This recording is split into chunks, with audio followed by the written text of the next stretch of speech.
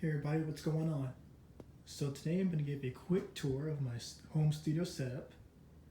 I've had this set up now for about over a year in this specific space, and I thought I'd just take a second and show y'all what I'm working with. Can pull up a chair. So let's start off with the laptop. It is the HP Envy. I'll post some of the details in the statistics down below.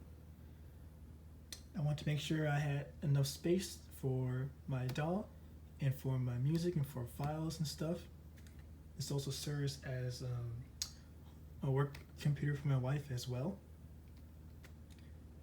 And yeah, so far no complaints about it. It's pretty good. The fan kind of runs a little loud, but it doesn't run loud during sessions. Instead, it'll run loud like if you're, I don't know, on YouTube or something. But other than that, it's a great laptop. It's responsive, and my DAW of choice is Ableton. Now, back a few years ago, back around 2010, 2011, I used GarageBand as my DAW of choice.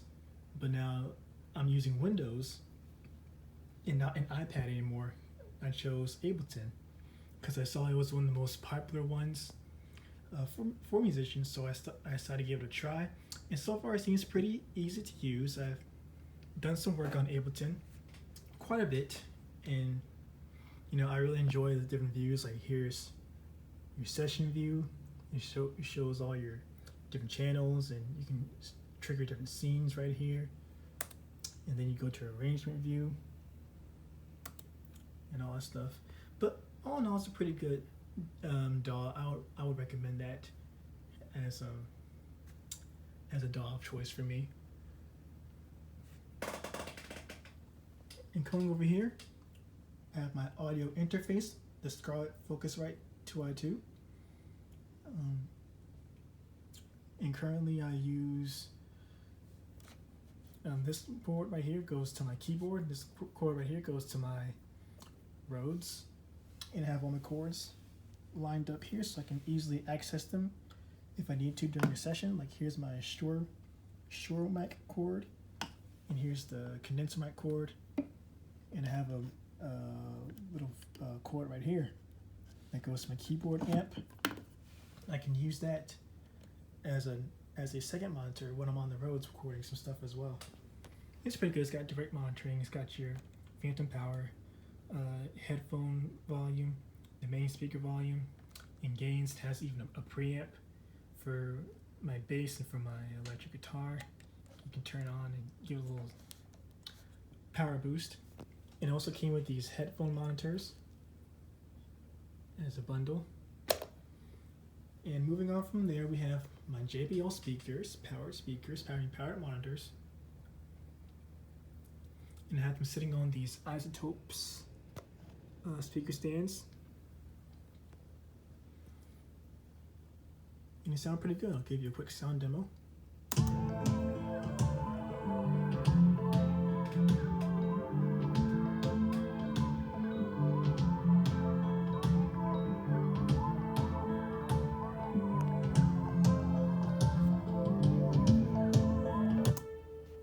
Yep, sounds pretty good. Let's talk about our microphones real quick. I have my condenser microphone, my Scarlett condenser mic. It came with the audio interface, and I found this pop screen at Guitar Center, and this is a Sterling vocal shield.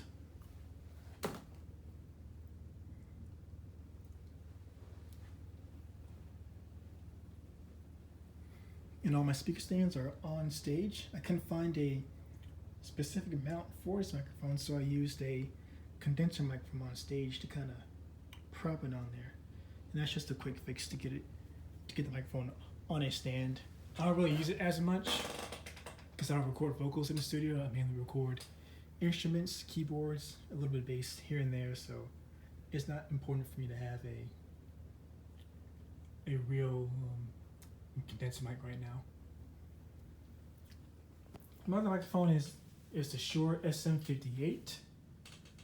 And no complaints here. This is the main microphone I use for when I'm practicing, for when my wife is practicing, or if I'm on a gig and I need a microphone for the singer, I'll use it as well.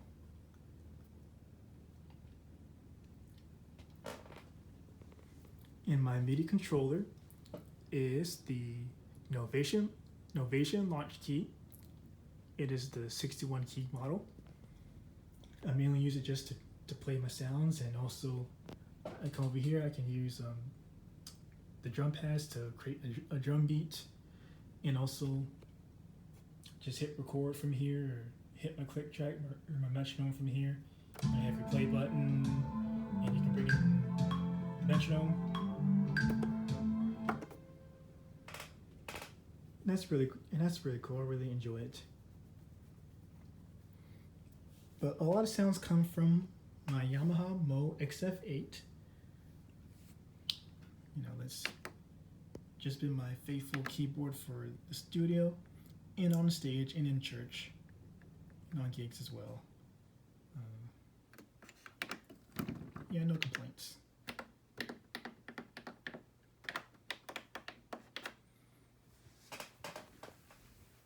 Okay. Then we're gonna come over here to my Fender Rhodes, or to my Rhodes Suitcase. It was built in 1979. I bought it almost a year ago, and since the right speaker, it's been acting up lately. I usually just trigger it through the interface and run it to Ableton. And this is the amp I can use to hear out of. I use my Roland KC 400 to hear out of it when I'm recording sometimes, or I don't want to wear my headphones for whatever reason.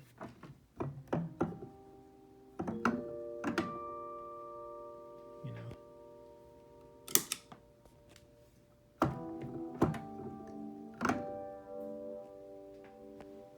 Then over here we have up top my very first keyboard, which is the Casio WK-225.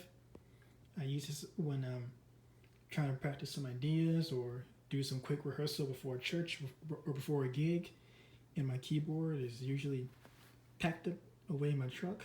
I'll just use this keyboard here to practice on. And all my effects pedals are on top of the keyboard, and I believe I want to say this one's my favorite and my most used one, as well as the phaser. And my MACkey mixer. Used that only a couple times. And I already showed you the keyboard amp I use for my gigs a lot, and for church. Oh, and I also like to keep some paper and pencil around, in case inspiration strikes. I can just, start writing down ideas. I also found this really cool lights up here, because it gets dark in here a lot, especially when I'm doing some recording at night.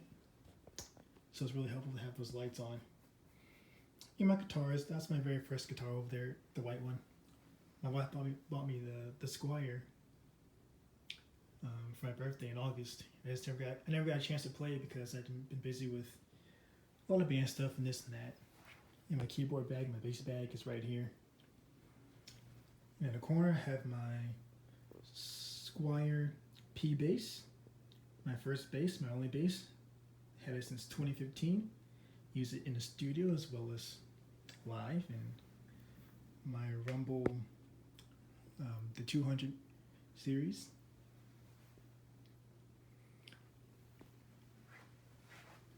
And yeah, that's my studio. I thank you for watching, and I hope it inspires you out there to start your own studio and get started on creating music. You don't need a lot, really, as long as you just have at least the laptop and audio interface, some good monitors, and a MIDI controller and a microphone. You're good to go. So again, I thank you for watching. I hope you enjoy.